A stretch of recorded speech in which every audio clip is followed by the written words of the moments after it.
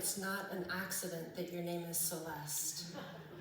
Doesn't she just remind you of the celestial realm? She's like a funky angel. I also happen to know that we share a birthday month, and that just happens to be February. So it's both of our birthdays this month, at the end of the month. So Tara's March. You wait your turn. If you would like to celebrate with Celeste, she sings all over San Diego County. So you can go and see her anytime. And at the end of the month, there's going to be a DJ dance party here. I'm planning on coming to that. I might dance a birthday gig. So I would like to read you a children's book. But before I do, I want you to go on a little thought experiment with me. As I'm reading, I want you to imagine your most idealized self, that best self, the self that checked off all the boxes, said all the right things, did great job at work. You just are ending your day knowing, man, I am aligned. I am the best me. That self is going to read this book to your struggle self. The one that gets into bed, pulls the covers over and says, tomorrow's another day. Are you with me? Yes. Okay. It's called, I Love You Because You're You. I love you when you're happy and grinning ear to ear. I love you when you're sleepy and want to snuggle near. I love you when you're silly and dancing round and round. I love you when you're frightened and hear a scary sound. I love you when you're bashful and hide behind my knee. I love you when you're brave and from my arms you flee. Are you guys feeling where this is going? I love you when you're curious and searching here and there. I love you when you're proud, your head held in the air. I love you when you're sick and need to rest in bed. I love you when you're frisky, standing on your head. I love you when you're sad and need a kiss and hug. I love you when you're playful and rolling on the rug. I love you when you're angry. I'm going to read that one again. I love you when you're angry and cross your arms and pout. I love you when you're wild and yell and scream and shout.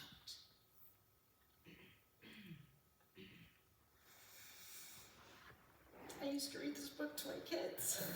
Now it's occurring to me, the memories and the emotions. I love you any way you feel, no matter what you do. I love you any way you are.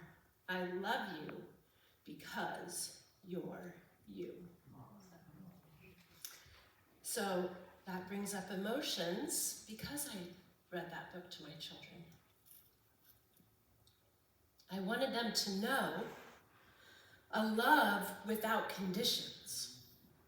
How do you do that? How do you experience a love without conditions? And how do you experience that love that gets generated from inside yourself? You see, we have all these cultural ideas about love. We live in a society, and believe it or not, we are subject to the things that happen in our society. And a lot of the ideas of love are what I do for you, how I love you, and the love that I can then receive from someone else.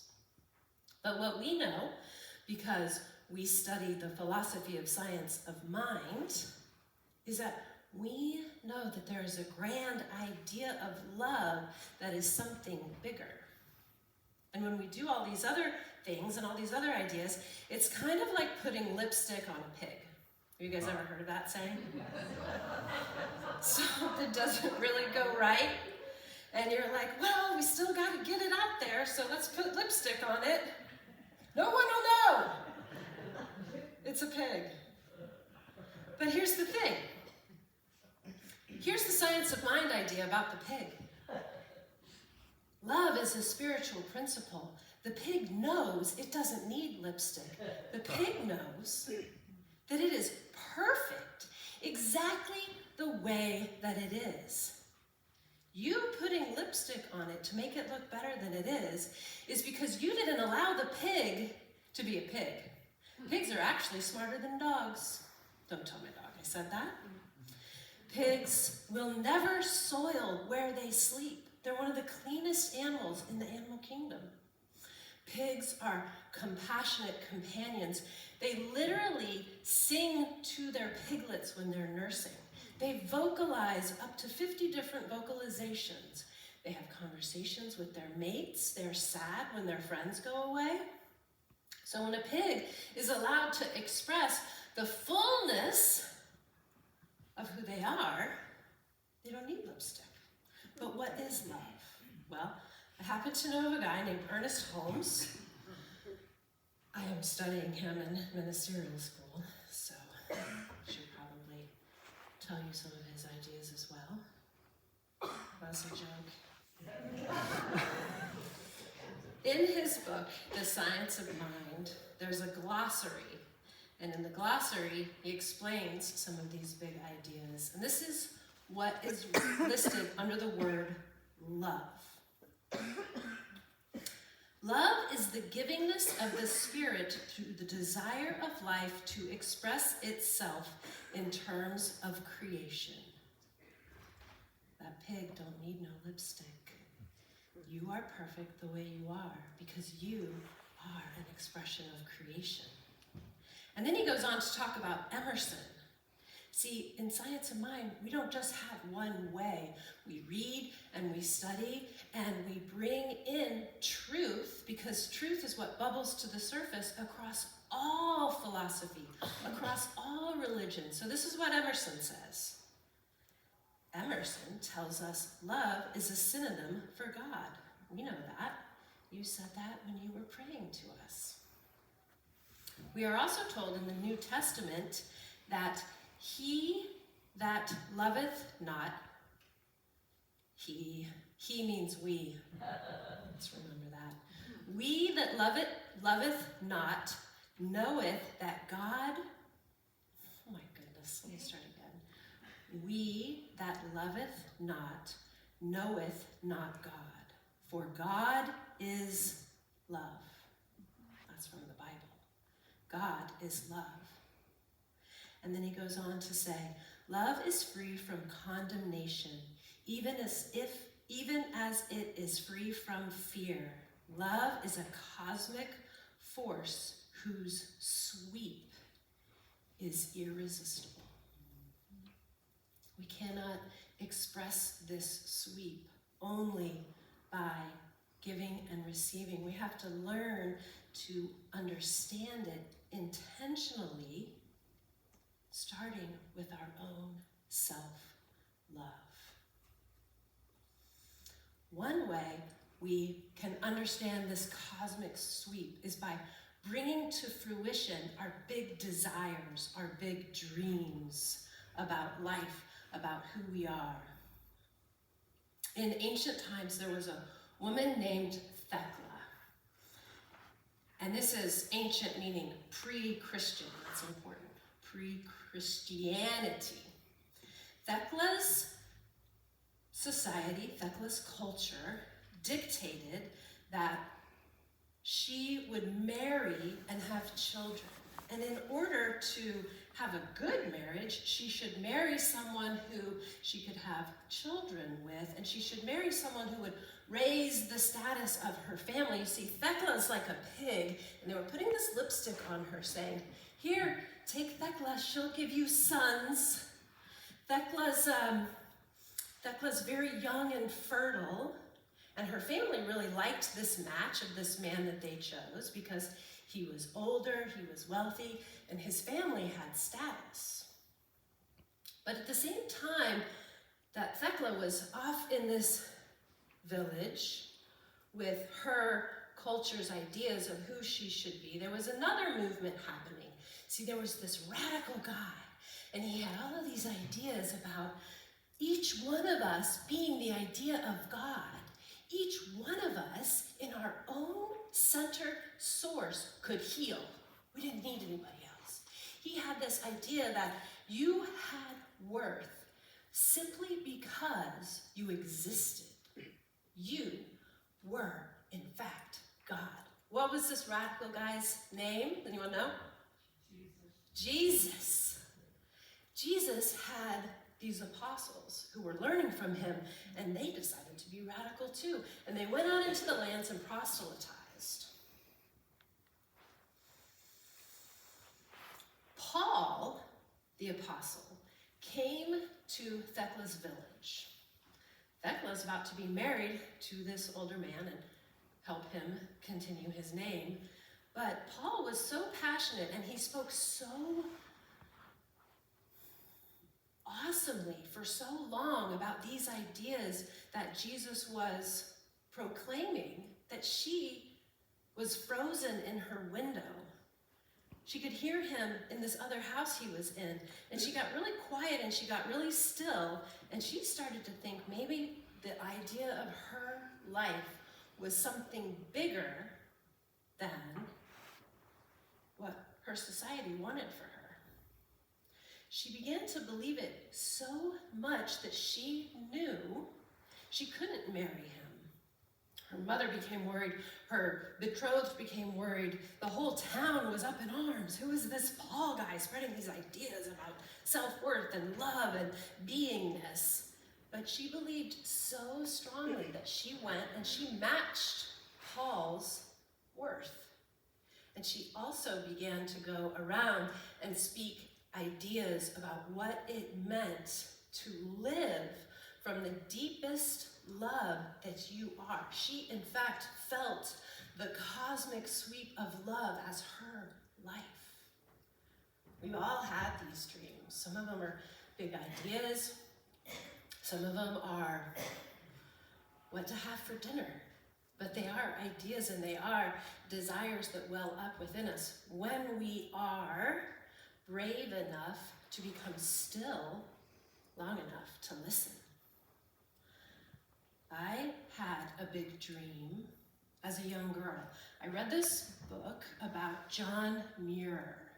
And oh man, he just seemed like such an awesome thing to be able to put some tea bags in your pocket and leave for days on end and make beds out of leaves and not come home until you just couldn't stand the hunger anymore or it got too cold to sleep outside. That was my idea of a good time. But other dreams got in the way. I met a man that I didn't even know was my dream. And then we had a couple of kids that I definitely had dreamed up. And then we got a dog and a mortgage, and that's a different kind of dream that comes along with a little bit of paperwork. But needless to say, I forgot about the John Muir Trail dream until things got to be a little bit more space in my day. And I started taking a little more time of myself. And as I approached my 40s, which was about 10 years ago, I'm about to be 50 this month. I remembered this dream, and so I said to my husband, I have an idea that I want to do for my 40th year. And he's like, great, what is it? I said, I want to hike the John Muir Trail. And because he's an awesome guy, he said, yes. And then he said, what does it mean? And I said, I'm going to take the next 18 months and I'm going to plan and I'm going to train and I'm going to train and I'm going to plan and I'm going to dehydrate food and I'm going to spend half of my money on gear and then I'm going to leave for a month and you're going to take care of everything. And he was like, okay, because he's a great guy. And my dream a couple of times started to feel really selfish. I started to almost want to talk myself out of it. Oh, you can't leave your kids for a month. What will they do? I'm sure they'll survive on hot dogs and mac and cheese. What about the dog and the I got quiet and I remembered I've been dreaming this dream since I was 14. There has to be a reason. There has to be a reason that You have a cosmic sweep of love that you know there is a thing inside you that needs to come out. I feel Thekla's dream now. The fact that she was brave enough to say, it's okay if I don't marry you and have your children. I feel that choice inside me. Maybe it's from Thekla, maybe it's from my culture, but I feel it. Hiking the John Muir Trail wasn't just for me. My children got to see their mother be something other than a dinner delivery device. My husband got to experience the fact that he can, in fact, do it. It's fine if they don't bathe. Nobody cares. It's all gonna be okay. And the women in my community, they were astounded. They were so astounded that they started to think maybe their life had a bigger idea than mom and work and mortgage, even if it felt selfish. So it's not just our birthday month, it's also Black History Month, which is way more important than our birthdays. Would you agree? Yes, yes. And when I look back at the history of African Americans in our country, I recognize how many dreamers we had. Martin Luther King, in fact, said, I have a dream. And about his dream, he said, I have decided to stick with love. Hate is too great of a burden to bear. That's true, isn't it? Hate has to be taught. I have to push hate onto you. I have to tell you who to hate. I have to take my hate and I have to bring it out and infect people with it, but not love. Love sweeps in with this cosmic force that holds us all up. Love, in fact, is so powerful that it can take the face of a nation and make it turn its consciousness towards knowing that each of us can be judged by the content of our character. That's the cosmic sweep of love as a dream that came about in one man's heart. Do you guys know that Harriet Tubman was 4'11"? That's like this tall. Do you know that Harriet Tubman single-handedly walked over 1,000 slaves to freedom? She had a dream of freedom, of love, and liberty that was so strong, she escaped slavery more than once. She even went back to get her husband, and he was already married to another woman. He didn't have the dream of liberty. But she knew that her dream of love was much bigger than the anger towards her husband. And so she carried on. That's what love does. She said, and I quote, I had reasoned this out in my mind. There was one of two things I had a right to: liberty or death. If I could not have one, I would have the other. And I would venture to say she knew that if she didn't have liberty in life, that death was another kind of liberty in those circumstances. That was Harriet Tubman's I am a pig moment. I am perfect just as I am. And I have the spark of knowing inside me that liberty is love as my life. And that love and that dream reverberated and created the Underground Railroad. She worked tirelessly. And if you don't know the story of her life, I highly recommend watching her biography on KPBS, if you can find it. So it's not selfish to want freedom. Your dreams are love expressing. Those desires, when realized, are deep, intentional self-love. We have a minister in our movement. His name is David Alexander. And he wrote a book called Freedom from Discord. And his book is all about the promise of the New Thought movement and liberation theology. So how do we believe that we are whole, perfect, and complete, and also you? So that we are living in accordance with these high spiritual principles in a way that does what Martin Luther King's dream did, in a way that does what my John Muir Trail dream did. It expands out in a way that creates more love. It doesn't spread hate. It doesn't spread division. So in his book, he outlines a high level of consciousness, even higher than God through my life, right? We get into this place where we go, oh man, I can use God. I'm using this power, doing all kinds of things with the power of the creative force of the universe. Then we get to another level of consciousness that says, God is my life and I walk as the creative power of the universe. That's God as my life. I am one with it. Dr. David Alexander says there's another level, and that is God as we. And you can see it when you see someone's life, someone's dream, someone's expression creating more of itself. You can feel it here because Dr. Christian had a dream. And that is what you are sitting in right now.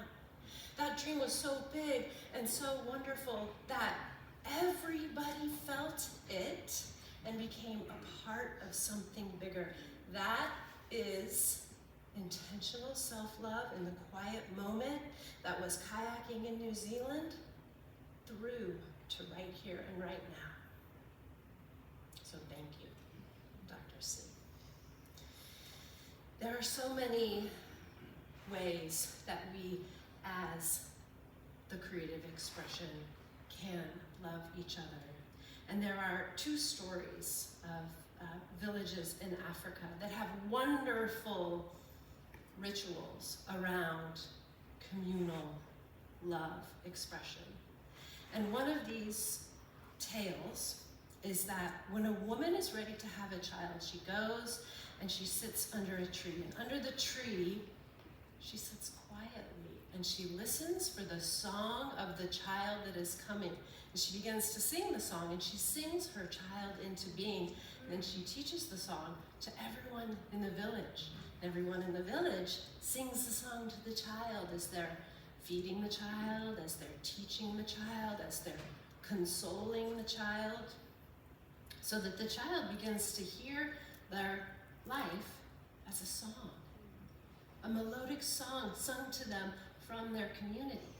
And when that child gets in trouble, do you think that they spank them on the bum and say, you're bad? No, they don't. They sing the child the song until the child remembers who they are. And similarly, there's another tribe that when somebody makes a mistake that hurts someone else or damages one of their cultural norms, instead of punishing them, they put them in the center of the village and everyone gathers around and they tell them all the wonderful qualities about them. Can you imagine if you got in a fight with your sister and you punched her in the gut because she took your toys? If your whole village got around and said, you are so kind, you are helpful, you are loving, that would sweep that cosmic force of love right into your soul. That wasn't how my family was. They really tried. It didn't quite get that far, though. Life has a dream, and that dream is you, and that dream is me, and that dream naturally reverberates into a world that works for everyone. And you'll know it's working when you feel it and those around you feel it. So Celeste is about to sing a song. And I want you to circle back to that experiment we did in the beginning. She's going to sing to you one of the greatest love songs of all time. And I don't want you to think about somebody you wish was singing this song to you. Oh, you love me. And I don't want you to think about all of those people that you dearly love. I want you to know love intentionally as your own self.